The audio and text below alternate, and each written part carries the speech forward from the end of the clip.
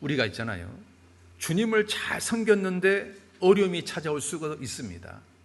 주님을 잘 섬겼는데 어려움이 찾아오면 보통 사람들은 굉장히 당황합니다.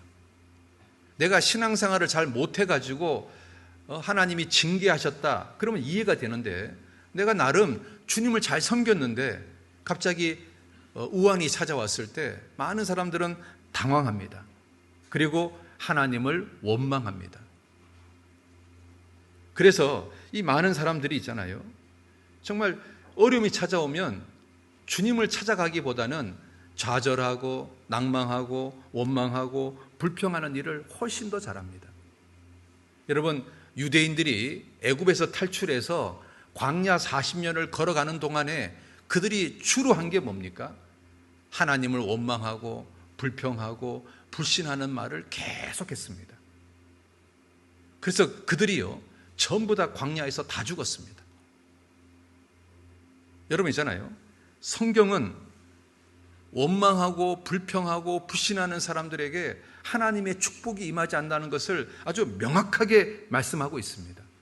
여러분, 잠언에 이렇게 기록되어 있습니다. 사람이 미련함으로 자기 길을 굳게 하고 마음으로 여호와를 원망하느니라.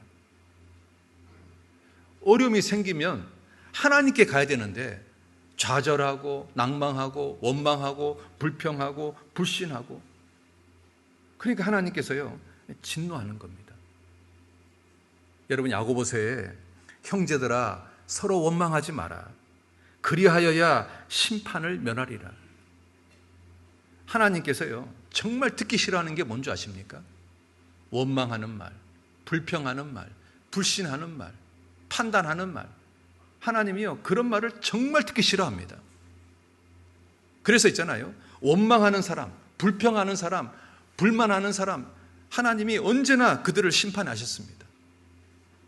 지금 이 엘리사 제자의 아내는 자기 남편이 죽게 됐습니다. 빚도 많이 얻게 됐습니다.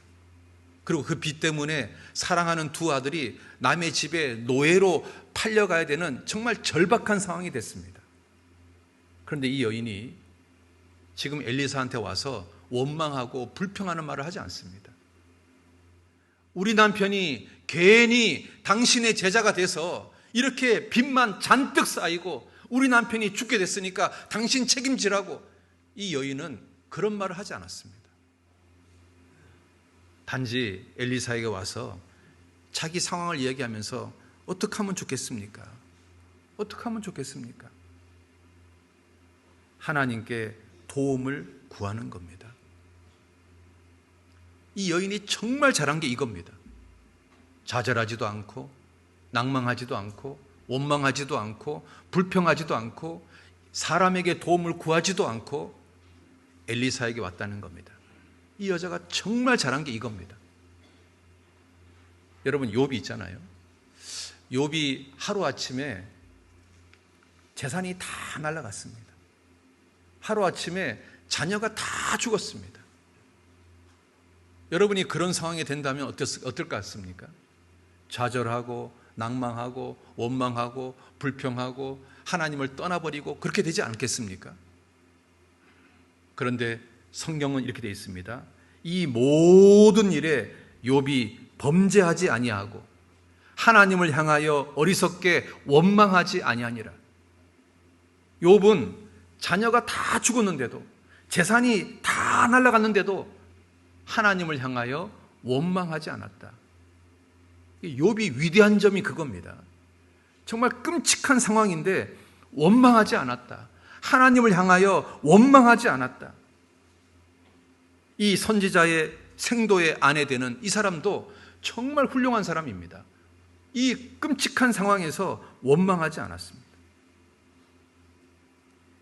제가 멕시코하고 에콰도르 하고 후원교회가 된 적이 많아서, 공교롭게도, 그래서 멕시코도 한 두세 번 이상 간 것 같고요, 에콰도르도 두세 번 이상 갔습니다.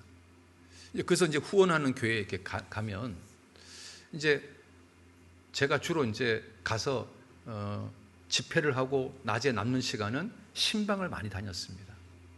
하루는 이제 그 멕시코의 어떤 아주머니 집에 신방을 갔는데 이 아주머니가 남편이 없는 과부예요. 그런데 자녀들도 여러 명이 있더라고요. 그래서 제가 어떻게 구원받게 됐습니까? 하고 여쭤봤습니다. 이 멕시코 여자가 이렇게 말합니다. 저는 여러 남자한테 배신을 당했습니다. 첫 번째 남자하고 결혼해서 아이를 낳았는데 이 남자가 자기를 떠나버렸답니다. 두 번째 남자하고 결혼해서 또 아이를 낳았는데 이 두 번째 남자도 자기를 떠나버렸답니다. 이제 마지막으로 세 번째 남자하고 결혼해서 자식을 낳았는데 이 세 번째 남자도 자기를 떠나버렸다는 겁니다. 그러니까 자기 아내 자식들이 아버지가 다 틀린 거예요. 이 아이는 첫 번째 남편, 이 아이는 두 번째 남편, 이 아이는 세 번째 남편. 그런데 자기는 지금 과부가 된 거예요. 그러니까 혼자 사는 거예요. 그래서 자살하려는 마음을 많이 했대요. 실제로 자살도 기도해 봤대요. 그러다가 한국의 선교사님이 오셔가지고 복음을 전하는데 그 복음을 딱 듣는 순간 자기가 자살하지 않은 것을 너무너무 감사했대요. 내가 비록 지금 형편은 너무너무 어렵지만 정말로 감사하는 마음이 들었다는 거예요. 멕시코에 가도 그렇게 간증한 사람이 많고요. 에콰도르에 가도 그렇게 간증한 사람들이 많은 거예요. 제가요, 그걸 보면서 왜 하나님이 이 한국의 귀한 선교사님들을 이 시골에 보냈을까? 도대체 이분들이 이 시골 땅에서 도대체 뭐 하려고 왔을까? 그분들의 간증을 들으니까요, 하나님이 이분들을 이곳에 보낸 이유가 뭔지를 알게 되겠더라고요. 정말 우리나라의 시골보다 더 험한 시골인 거예요. 불과 몇만 명 사는 그 조그만 마을에 한국의 선교사가 가신 거예요. 도대체 하나님이 이 큰 대도시도 아니고 이 농촌 시골에 이 귀한 선교사를 왜 보냈을까? 그런데 그곳에요, 정말 하나님의 은혜를 사모하는 사람들이 너무 많은 거예요. 자살을 생각하고 자살을 기도하고 정말 인생의 절벽 앞에 있고 아무 소망도 없는 정말 심령이 가난한 사람들이 곳곳에 있는 거예요. 그리고 그렇게 심령이 가난한 그 사람들을 이 선교사님하고 연결해서 우리의 복음이 전해지게 해서 그들이 새로운 소망을 갖게끔, 하나님이 그래서 이 선교사님을 이 정말 낙후된 이 조그만 농촌 마을에 보내셨구나 알게 되겠어요. 여러분, 시편에 인생 앞에서 죽게 피하는 자를 위하여 베푸신 은혜가 어찌 그리 큰지요, 이렇게 되어 있습니다. 하나님은요, 심령이 가난한 사람들에게 베푸실 은혜를 잔뜩 쌓아놨습니다. 그런데 이 엄청난 은혜를 왜 사람들이 누리지 못하냐면 주님께 가지 않기 때문에 누리지 못하는 겁니다. 이 선지자 생도의 아내처럼 엘리사에게 가야 되는데 엘리사에게 가지 않아서 누리지 못하는 겁니다. 여러분, 엘리사가 하나님은 구원이시다라는 뜻입니다. 엘리사 말 자체가 구원인 겁니다. 내 인생의 문제를 구원하기 위해서 내가 누구에게 가야 되냐면 엘리사, 하나님께 가야 되는 겁니다.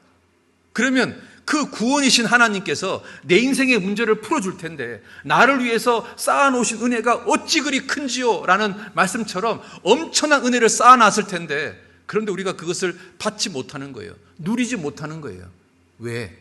주님께 가지 않으니까요.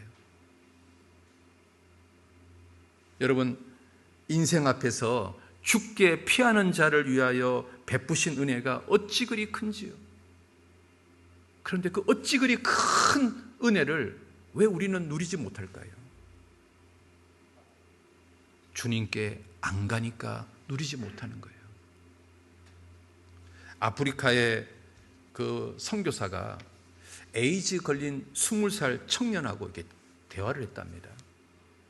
너는 왜 에이즈에 걸렸냐라고 물었더니 자기가 교통사고를 하고 나서 수술을 해야 되는데 피가 부족해서 그 피를 갖다가 받았대요. 근데 해필이면 그 피가 에이즈 걸린 사람 피를 받은 거예요. 자기는 나쁜 짓 한 것도 아니고 정말 깨끗하게 살았는데 정말 너무나 억울하게 자기가 에이즈에 걸린 거예요. 그래서 정말 인생을 원망하고 불평하고 막 자살할 생각도 하고 막 그렇게 살았대요. 그런데 선교사가 와서 복음을 전하고 나서, 복음을 깨닫고 나서 욥기를 읽는데, 그 욥이 재산이 다 날아가고 자녀가 다 죽었는데도 하나님을 향하여 원망하지 않았다는 그 말씀을 읽는 순간 이 청년이요, 나도 그래야 되겠다. 내가 이 에이즈 걸려서 구원받게 됐고 에이즈 걸려서 천국 갈 수 있는 소망이 생겼으니까 나는 이제 더 이상 에이즈 걸린 것에 대해서 원망하거나 불평하지 말아야 되겠다. 그래서 그 다음부터 있잖아요, 마음이 바뀐 겁니다. 그래서 이 청년이요, 얼굴에 미소를 짓고 사는 거예요. 그러니까 그게 신기해서 선교사가 물어봤더니 이제 그렇게 얘기를 하더라는 겁니다. 하나님은 있잖아요, 특별히 어떤 사람을 사랑하는 줄 아십니까? 인생에 금이 간 사람을 사랑하십니다. 인생에 금이 간 사람, 그래서 심령이 가난해진 사람, 그래서 주님 앞에 무릎을 꿇는 사람, 주님께 나오는 사람, 주님은 그 사람을 정말 사랑합니다. 완벽한 인생, 모든 것이 잘 되는 인생, 승승장구하는 인생, 그런 인생들은요, 교만하기 때문에 주님께 오지 않습니다. 그러니까 주님의 사랑을 알 수가 없는 거예요. 그런데 금이 간 인생, 뭔가 실패를 하고 뭔가 어려움을 겪고 뭔가 고난을 겪고 그래서 심령이 가난해지고 인생에 금이 간 사람, 하나님이요, 그런 사람을 사랑하십니다. 여러분, 초대교회에 어떤 사람들이 구원받았습니까? 인생에 금이 간 사람들이 구원받았습니다. 여러분, 우리 주변에 어떤 사람들이 구원받습니까? 인생에 금이 간 사람들이 구원받습니다. 뭔가 어려움이 있는 사람, 뭔가 고난이 있는 사람, 뭔가 아픔이 있는 사람, 그런 사람들이 구원받습니다. 여러분, 우리 각자는 어떻습니까? 내가 내 인생에 금이 간 적이 있기 때문에 구원받지 않았습니까? 저도 제 인생을 돌아보면 인생에 금이 간 적이 여러 번 있습니다. 제가 계획했던 것들이 되지 않았던 적이 여러 번 있었습니다. 그런 것들이 제 심령을 낮추게 만들었고 구원받게 만들었습니다. 여러분은 그렇지 않습니까? 하나님은 있잖아요, 인생에 금이 간 사람을 사랑하는 겁니다.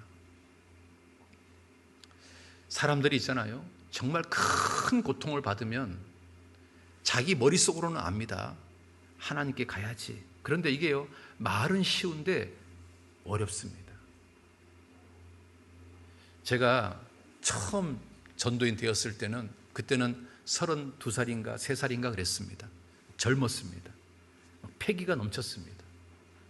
그래서 인생에 뭐 어려움이 있거나 고난이 있거나 그러면 있잖아요, 그분들하고 상담하면 제가요, 정답을 얘기했어요. 정답. A는 B다, C는 D다. 그런데 나이가 점점 먹어가면서 여러 가지 많은 것들을 경험하면서 또 고통받는 사람들을 접해보면서, 저분들이 정답을 몰라서 주님께 안 오는 것이 아니구나. 머릿속으로는 정답을 알지만 너무 고통이 괴로우니까 그게 안 내켜지는 거구나. 점점 그분들의 마음이 이해가 되더라고요. 그래서 정답을 이야기보다는 기다려주고 또 기도해주고, 그래서 그분이 올 때까지 기다려주는 것이 오히려 더 현명하구나. 때로는 같이 있어주고 그냥 같이 울어주고 같이 그냥 교제해주고 그분의 마음이 치료될 때까지 기다려주는 것이 어떨 때는 더 현명하구나. 그런 것들을 알게 됐습니다. 여러분, 그 C.S. 루이스라는 사람, 이 사람이 아주 대단한 사람입니다. 이 사람이 기독교 관련된 책도 많이 썼습니다. 이 사람이 쓴 책 보면 정말 정답이 쫙 나열되어 있습니다. 나나기 연대기, 그 책을 쓴 사람입니다. 그런데 이 사람이 59살에 드디어 결혼을 하게 됩니다. 정말 사랑한 여자하고 결혼하게 됐습니다. 정말 그 여자를 사랑했습니다. 그런데 그 여자가 결혼한 지 4년 만에 죽게 됩니다. C.S. 루이스가요, 정말로 충격을 받게 됐습니다. 왜? 너무너무 사랑한 59살에 결혼했으니까요. 얼마나 사랑했으면 결혼했겠습니까? 근데 그 사랑하는 아내가 4년 만에 죽었으니까요. 마음에 충격을 너무 많이 받은 겁니다. 그래서 있잖아요. 사람 만나는 것도 싫고, 이 사람 직업이 글 쓰는 거니까요.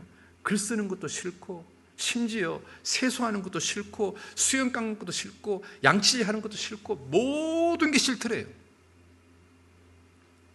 그때 자기가 젊었을 때 쓴 책을 읽어보는데 그 책을 읽는 순간 부끄러워지더래요. 내가 젊었을 때 정답을 얘기했는데 막상 내가 그런 아픔을 겪어보니까 내가 썼던 그 책처럼 자기가 행동하지 못하고 있다는 것을 알게 된 거예요. 여러분, 그렇습니다. 사람이 정말 끔찍한 고난을 당하면 머릿속으로 답은 알아요. 그런데 그게 행동을 하기가 쉽지 않습니다. 정말 주저하게 되고 주저앉게 되고 나도 모르게 원망이 나오고 불평이 나오고 주님을 등지고 싶고 그런 마음이 올라오는 게 정상인 겁니다. 그런데 이 선지자의 아내는 그게 정상임에도 불구하고 엘리사에게 왔다는 겁니다. 이게 얼마나 대단합니까? 여러분, 히스기야 왕, 대단한 왕 아닙니까? 정말 믿음의 사람 아닙니까? 히스기야 왕이요, 정말 고난 중일 때 이렇게 고백했습니다. 아이를 낳으려고 하지만 해산할 힘이 없는 여인 같다고 이사야 37장 이렇게 고백하고 있습니다. 여러분 잘 보세요. 왜 히스기야가 자기를 이렇게 고백했을까요? 아이를 낳으려고 하는데 해산할 힘이 없는 여자. 지금 만삭이 됐으니까요, 이 여자는 애를 낳아야 된다는 것을 알잖아요. 근데 문제는 애를 낳을 힘이 없어가지고 애를 못 놓는 상황. 히스기야가 지금 자기 마음을 이렇게 고백하는 겁니다. 내가 지금 이 어려운 가운데 있는데 내가 정답은 아는데 그 주님 앞에 나갈 힘이 없다. 그걸 지금 히스기야 왕이 고백하고 있는 겁니다. 그 위대한 왕도 정답은 알지만 하나님께 나아가지 못하는 자기 연약함을 고백하고 있지 않습니까? 우리가 있잖아요, 어려움에 처했을 때 어떻게 하는 게 지혜로운 줄 아십니까? 그 연약한 자기 마음조차도 하나님께 토하는 것이 가장 좋습니다. 히스기야처럼, 하나님, 제가 정말 너무 힘듭니다. 너무 어렵습니다. 너무 괴롭습니다. 제가 정답은 압니다. 주님께 나가야 된다는 거 압니다. 그런데 그 힘조차 없습니다. 하나님, 그 힘이라도 좀 주시면 안 되겠습니까? 라고 기도하는 겁니다. 그럼 하나님이 그 힘을 주지 않을까요? 그리고 그 힘 받아서 주님께 나아가면 이 여인처럼 인생의 문제가 해결되지 않을까요? 여러분, 이 여인은 정말 대단한 여인인 겁니다. 최악의 상황인데도 주님께 나온 겁니다.